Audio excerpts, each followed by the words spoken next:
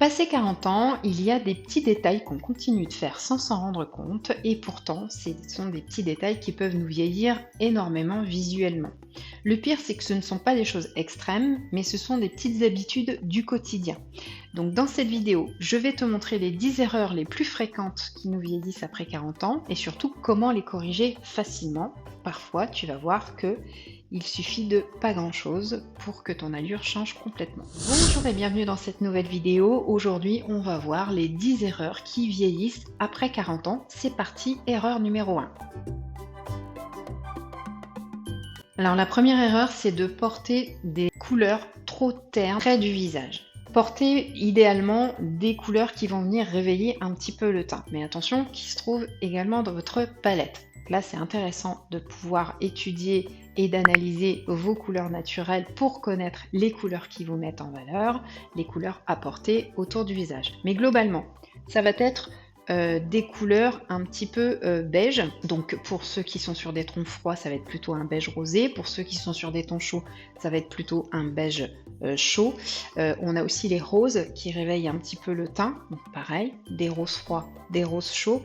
Et puis on a aussi tout ce qui est bleu, mais généralement des bleus lumineux.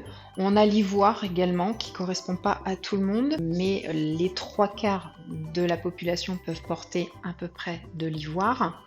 Si vous êtes une printemps, si vous êtes une automne, si vous êtes une été, vous pouvez porter de l'ivoire. Si vous êtes une hiver, là par contre non. Mais évitez les couleurs trop ternes, comme le gris bien souvent qu'on porte parce que c'est neutre, qu'on peut le marier avec tout, mais qu'est-ce que c'est triste le gris dans toutes ces tonalités, hein, que ce soit du gris clair, que ce soit du gris foncé, et en plus le message que vous véhiculez avec ça, ça n'a rien de positif du tout. Donc pensez à des choses douces, claires et lumineuses. Erreur numéro 2, trop de vêtements informes. Alors quand je dis des vêtements informes, bien souvent on pense qu'en portant des choses beaucoup trop amples, larges, on va venir cacher, on va venir camoufler, mais le problème c'est que bien souvent on va venir tasser et alourdir la silhouette. Peu importe la forme de votre silhouette, venez apporter un petit peu de structure. Donc ça veut dire une ceinture, un vêtement un peu plus cintré, mettez une veste, quelque chose qui apporte de la structure. Moi par exemple, j'ai une petite robe aujourd'hui et j'ai ce petit cordon qui permet tout simplement de cintrer la taille, voilà, et de ne pas avoir quelque chose d'ample et de trop large.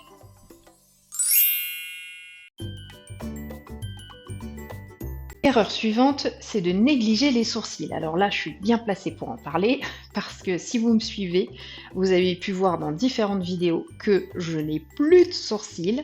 Si vous avez des sourcils trop absents ou beaucoup trop fins, en fait, vous allez perdre énormément en intensité au niveau du regard. Et ça, l'air de rien, ça vieillit visuellement.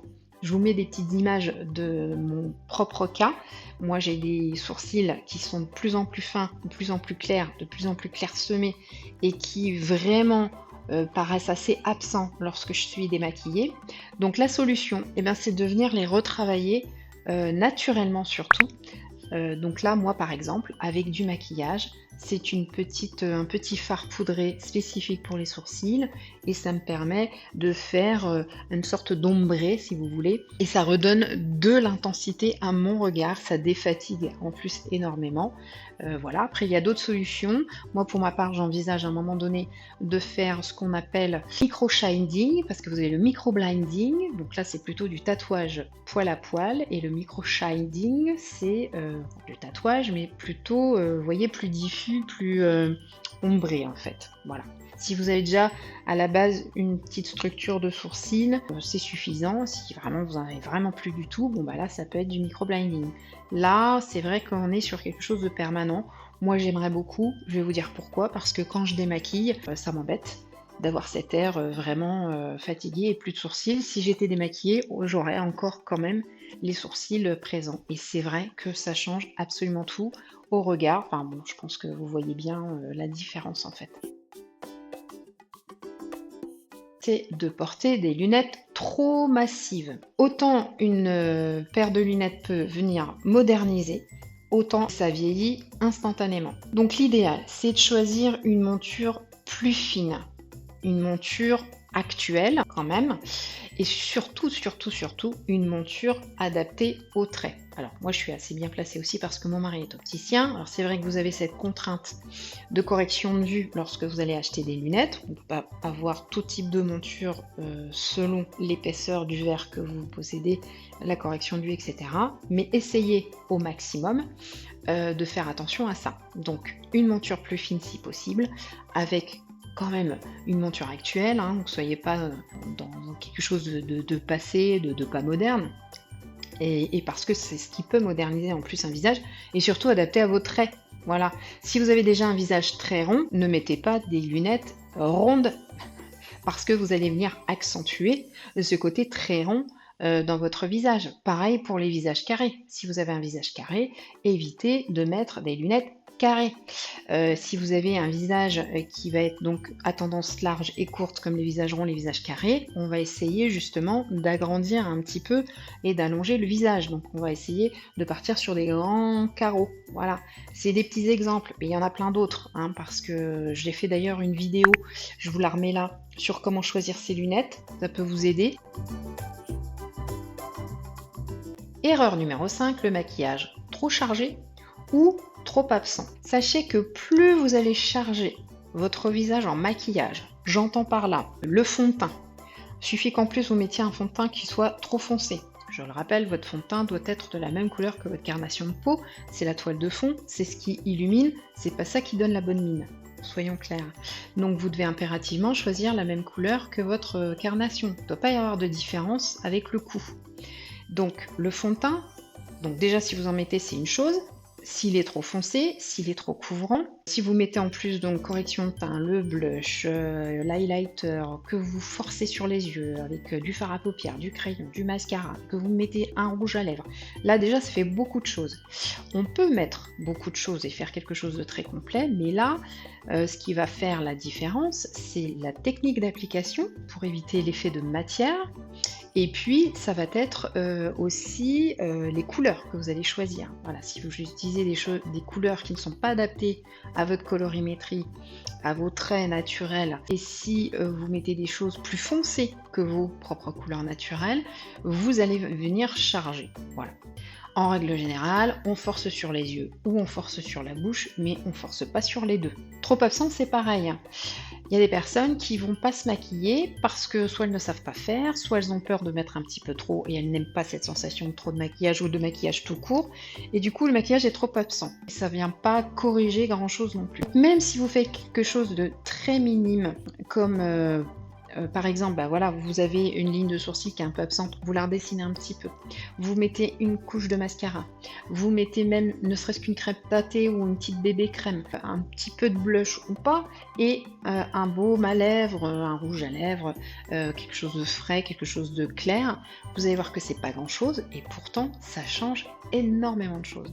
Je vous remets à chaque fois des petites vidéos que j'ai pu faire où je vous explique tout ça. Donc franchement, c'est une aide précieuse, n'hésitez pas à aller voir, ça peut vous aider. Les cheveux sans structure. Une coupe sans forme ou sans mouvement, ça alourdit les traits. Je peux vous mettre quelques photos de moi, justement, sur cette problématique. Là, vous avez une photo où j'ai un brushing pourtant sur cette photo, mais tout paraît très raide, sans mouvement et surtout sans volume. Sur cette photo, j'ai refait une coupe de cheveux, je me suis séché les cheveux de manière naturelle, donc un petit peu froissé, etc. Et là, on peut constater qu'il y a plus de mouvement, qu'il y a plus de volume. Ben, rien que ça dynamise et ça donne déjà beaucoup plus d'allure. Il ne s'agit pas de faire des trucs compliqués, vous voyez, mais dès qu'on a du mouvement, de l'allure, comme là c'est pareil, je me suis fait une petite attache. Je vous montre derrière, j'espère que vous allez bien voir. Voilà, je me suis amusée à faire un truc. Il faudrait que je vous fasse le tuto. Mais voilà, il y a du mouvement, il y a du volume. C'est beaucoup mieux que lorsque je me fais une petite queue de cheval toute basique, où là je parais quand même déjà plus âgée. Je vous mets les photos pareil. Et alors bien sûr, quand je m'amuse à boucler, à faire des wavy, etc., c'est encore mieux. Mais voilà, apporter juste du volume et du mouvement. Et bien souvent, s'il y a plus de mouvement, on a plus de volume. Ça, souvent, c'est juste une histoire de casser un peu les longueurs. Si vous avez tout de la même longueur, vous savez que ça, en fait, ça vient alourdir et c'est ce qui fait qu'il n'y a pas de mouvement. Voilà, donnez du mouvement, donnez un peu de volume. Et éviter certaines longueurs, passé un certain âge, c'est vrai que plus vous allez être dans le long, plus vous allez, vous savez, quand on vieillit, on a les traits qui tirent vers le bas. Donc, si vous avez trop de longueur, vous venez accentuer ces traits qui tirent vers le bas. Et du coup, c'est ce qui peut donner un air vieillissant. De la longueur, je dirais oui et non. Tous les visages ne peuvent pas se le permettre, les dimensions de cou, la taille que vous faites, etc. Il y a pour certaines personnes où les cheveux longs, c'est vraiment non, parce que ça va pas le faire. D'autres, ça peut le faire si c'est pas trop long. J'entends par là, déjà sous l'épaule, on est sur vraiment du cheveu long. Il faut qu'il y ait du mouvement, il faut qu'il y ait du volume. Et à contrario, ça peut demander peut-être même plus d'entretien qu'un cheveu plus court. Mais dès que vous allez être dans des choses un petit peu plus courtes, ne serait-ce qu'au-dessus de l'épaule, pardon, je bafouille, vous allez avoir déjà une allure plus dynamique et plus moderne, plus actuelle, et il y a plus de mouvement, etc. Voilà. Est-ce que je me fais bien comprendre? Trop de noir près du visage. On le fait tous. Le problème du noir, c'est que ça peut venir durcir les traits et ça peut venir accentuer les ombres. Donc la solution, c'est de le remplacer par des tons plus doux, plus lumineux. On n'est pas beaucoup à pouvoir supporter le noir. Si vous êtes une hiver, ça vous va très bien. Si vous êtes une printemps, une automne ou une été, c'est pas du tout possible. Si vous mettez du noir mais que vous le rehaussez avec un bijou, collier, boucle d'oreille, que le maquillage qui va avec, ça peut venir un peu rehausser le noir, ça vient sauver la chose. Mais n'ayez pas l'idée de porter du noir lorsque vous décidez de ne pas être maquillé, pas trop coiffé, rester à la maison, sauf si vous voyez personne évidemment.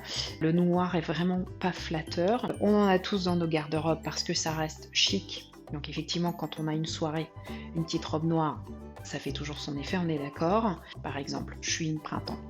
J'ai envie de mettre une couleur un peu foncée. Le marron va être beaucoup plus lumineux pour moi qu'un noir.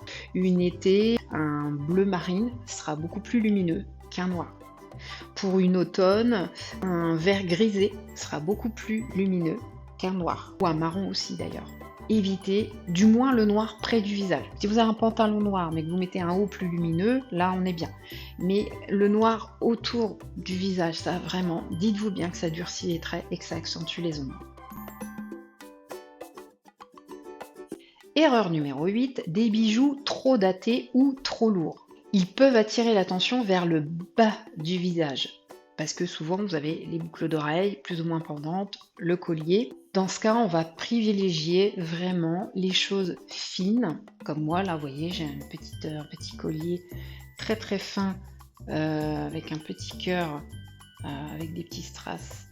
Voilà, qui est monté de cette façon d'ailleurs, c'est assez rigolo. Voilà, mais c'est quelque chose de très fin. J'ai aussi des petites boucles d'oreilles. Vous voyez, moi je les ai pas mises là aujourd'hui, mais je vais essayer de vous retrouver des photos. Utilisez des choses plus fines, qui soient modernes et surtout qui soient lumineuses. Encore une fois, si vous êtes une printemps ou une automne, tout ce qui va être doré vous sublimera. Si vous êtes une été ou une hiver, tout ce qui est argenté vous sublimera. Ça peut être aussi des bijoux de couleur, mais attention à tout ce qui est gros, grossier, lourd. Vous allez attirer l'attention sur cette zone-là du visage et fatalement, ça va venir vous vieillir. Les tenues sans contraste. Un look trop uniforme peut effacer la présence, surtout quand vous faites des tenues monochromes. Par exemple, même quelqu'un qui porte du noir, souvent de la tête aux pieds, idéalement, c'est d'avoir un haut qui ne soit pas de la même matière que votre bas. Mais c'est pareil pour toutes les autres couleurs. Dès que vous vous dites, par exemple, tiens, j'ai envie de m'habiller dans du beige, donc idéalement, c'est de mettre un pantalon beige foncé, mais par contre en haut vous allez mettre quelque chose dans des tons beige mais plus clairs. Quand je dis apporter du contraste, c'est toujours plus joli que d'avoir tout de la même couleur de la tête aux pieds. Quand j'ai de la même couleur, c'est exactement la même couleur. Apporter du contraste Le camailleux, c'est très chic, c'est très sobre, c'est vraiment bien, mais c'est joli quand vous apportez du contraste. Même, vous avez, je sais pas, tout un ensemble de la même couleur exactement, mais par contre, il y a la petite ceinture un petit peu plus foncée avec le sac à main, les chaussures, qui vont venir apporter un peu de contraste. Erreur numéro 10, alors celle-ci, C'est la plus importante. ne pas adapter son style à sa version actuelle. Si vous restez figé dans un style ancien, bah ça crée un décalage.